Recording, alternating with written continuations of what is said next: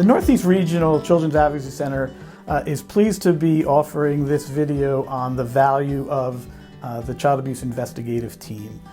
During the video, you're going to hear from members of the different disciplines that typically make up the investigative team. You'll hear from law enforcement, you'll hear from child protection, and you'll hear from prosecution as they share their views on the value of case coordination and case collaboration. My name is Tony DiVincenzo. I'm a training specialist with the Northeast Regional Children's Advocacy Center. My background is actually in law enforcement, so I had a 25-year law enforcement career in New Jersey. The first part of that was with a local police department, and then I went to work for a county prosecutor's office. And in that role, as an investigator, I investigated all crimes related to all child abuse cases, internet crimes against children, things of that nature. Hello, my name is Kelly Gorham. I am a police detective with the Portland Police Department. I have been a police officer for 19 years. I have been a detective for the past 13 years, and I have specialized in sexual abuse cases involving minors and adults for the past 4 years. I'm Pamela Watson, and I'm a child protective supervisor in the Bangor office of the Department of Health and Human Services. And I'm also a part of the multidisciplinary team for our local CAC, and I've been a part of that team since its beginning development. My name is Megan Maloney. I'm the district attorney for Kennebec and Somerset County. I have held this position since January 1st of 2013. I think the value of collaboration is really twofold. First and foremost, the CAC and the MDT model is premised on this concept of minimizing trauma to children and families. And by coordinating investigations and working collaboratively with the different disciplines that are typically involved in a child abuse investigation, that first goal gets accomplished when we're doing that really well, and that is to minimize that trauma to children and families. The second value is to the professionals themselves. I think there's a great deal that can be accomplished when we're working together as a team, when we're leveraging all of the knowledge and experience and expertise that each of the disciplines bring to the investigation. And when teams can do that really well, when they can work cooperatively, and work collaboratively, that's when teams are operating on a really high level and we're providing the best possible services to children and families. We thought before we had CACs that we were doing a good job, of course. But once we saw the model in action and how much support it gave to the family, prior to a CAC, we would be going out to the family's home or going out into the school, interviewing children in circumstances that were not ideal, were not supportive, were not child-friendly necessarily. But now with the CAC, they walk in the door and we have a family advocate that greets them and gets them situated in a family room, and we have the MDT room where we can talk with the parents separate from the children and with confidentiality from the children and support the parents. And the model is so much more family-centered and child-centered. You can see that they feel relief and have said that they feel relief and support from having everyone there answering their questions. The child goes to one location.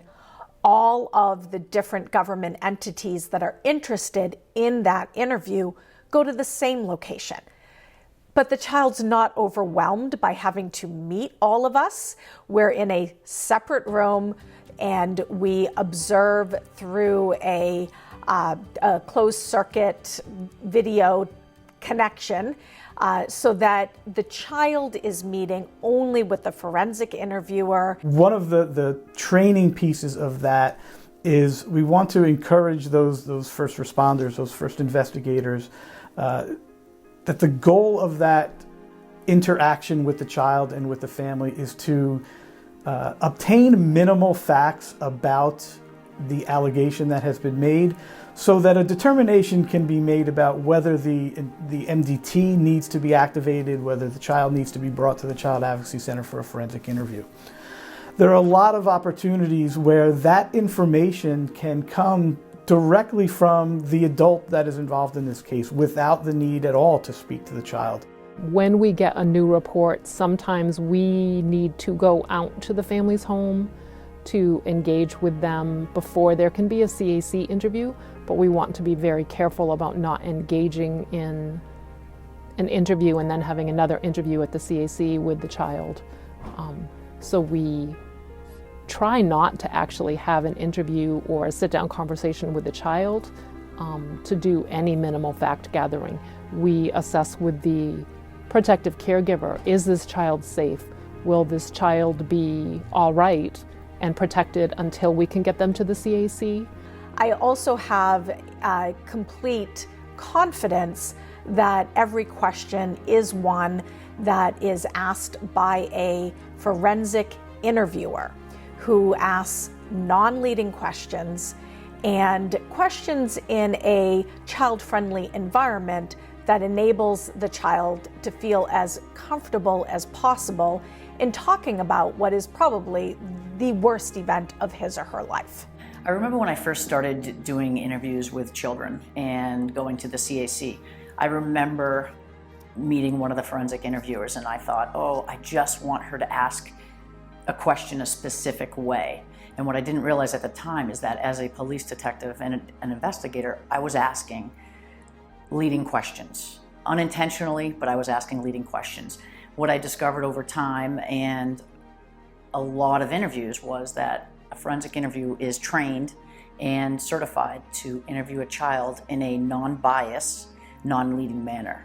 The entire story is told by the child, and the interviewer simply encourages the child to tell us everything.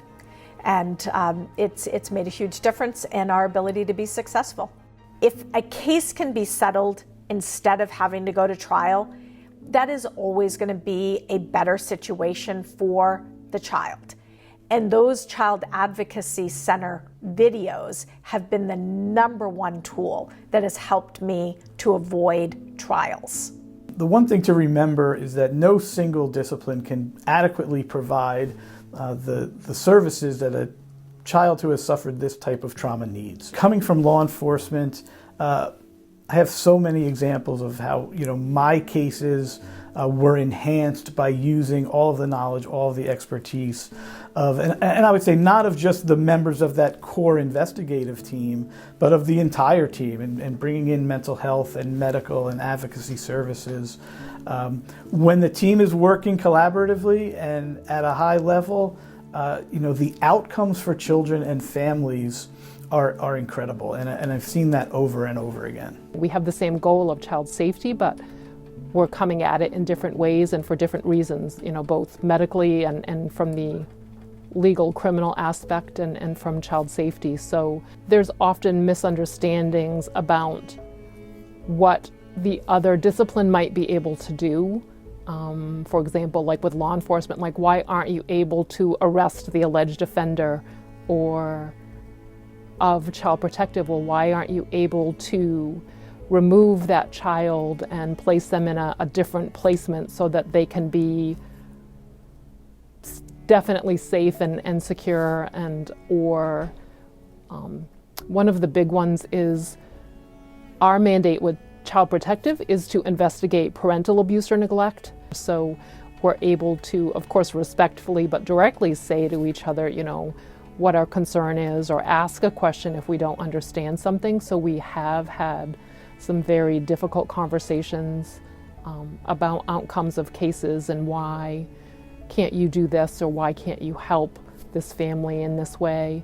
When I first started investigating sex crimes, I was very territorial. I love to investigate my own cases. I want to interview the child, and I want to, locate and charge a suspect accordingly. But when this CAC model came about and the MDT was organized, I found that as much as I wanted to control my case, I was made a better detective by sitting around the table and having other partners to work with. The ultimate goal of the CAC is to interview a child one time so that they are not traumatized over and over again by telling their story. Before we had child advocacy centers, we would have recordings that were all a little bit different, And we had a child who was continuously being re-traumatized by having to talk about what happened so many different times. And in some very scary spaces, right? The back of a police car is terrifying. A police station is terrifying. Hey, a prosecutor's office, terrifying. Going into a child advocacy center where there are books and toys and children's handprints on the wall and pictures done by other kids. It's a child-friendly space where the child can walk in and know, I'm safe here. I can relax here and I can talk about what happened and I can do this and I'm going to be kept safe. So it's made a huge difference in our ability to keep one consistent statement for the child to not have to tell the story numerous times and for the child to feel safe when talking about the worst event of his or her life. I remember when our MDT was just getting off the ground and we went and sat in on another meeting of another MDT, and they had been working together for quite a while, and their discussions were so rich and their relationships were so supportive of each other, and their empathy for the families and how hard they worked for the families was just really inspirational. And I remember talking to my MDT about that. I really hope that we can get to that point someday. And it took time. Some of us were impatient, but it took time, but we did get there and build those relationships and build that team for both our community and the families that we work with. So have patience and invest that time in each other and in the process and in the model, and it will pay off. It works. After having 19 years of law enforcement experience, I will say that when you're coming on the job and you're taking on sexual abuse cases, keep an open mind. I know that we are type A personalities and we like to be in control of our caseload. We take pride in the work we do. We want to interview the child.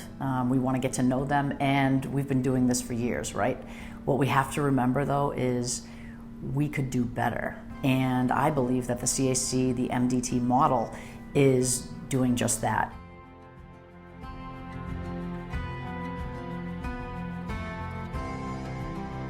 Take your time, get to know your forensic interviewers, because they're going to become true partners, and it's like family. You're all working together, you're all working on the side of the child. I have seen a lot of success with the CAC model, and the biggest piece is the support of the family. Often law enforcement or child protective might step back a little bit once we've had our initial contact and interviews, but the family is still in the midst of this life-changing event and crisis, and they have felt very comfortable and confident in reaching out to the CAC for support and referrals.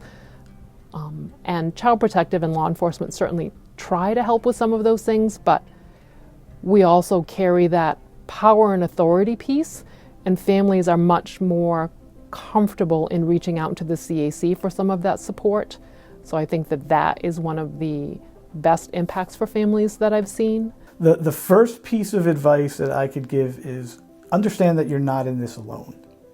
And to do that, I think, understand that your other team members that are typically involved in the investigative phase of the multidisciplinary team response, and really your entire multidisciplinary team, can provide value to the individual work that you're doing. So be open to that. And on the flip side of that, I would say to also be open to educating and helping all of the other disciplines that are involved in your multidisciplinary team in understanding the work that you're doing and how you can provide value to them as they're going through the process of doing their jobs.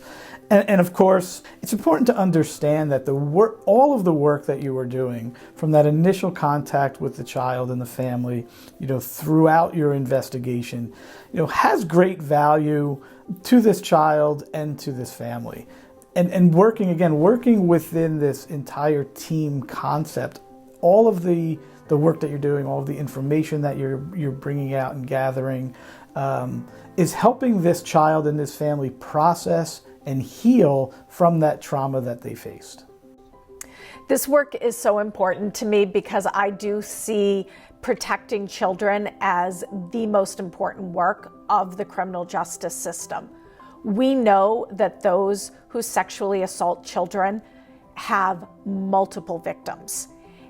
We need to make sure that we're doing everything that we can when we find that someone has sexually assaulted a child to remove that person from the community. We can only do that if we are using every single tool at our disposal in child sexual assault cases, making sure that these are our top priority and that we are doing everything that we can to be successful in prosecuting these cases. Child advocacy centers, absolutely critical tool. You have to have one in order to be able to prosecute most efficiently and most effectively. To me, it's a win when we can stop the abuse, get our victim the services that they need so that they can move on and heal and have a productive life.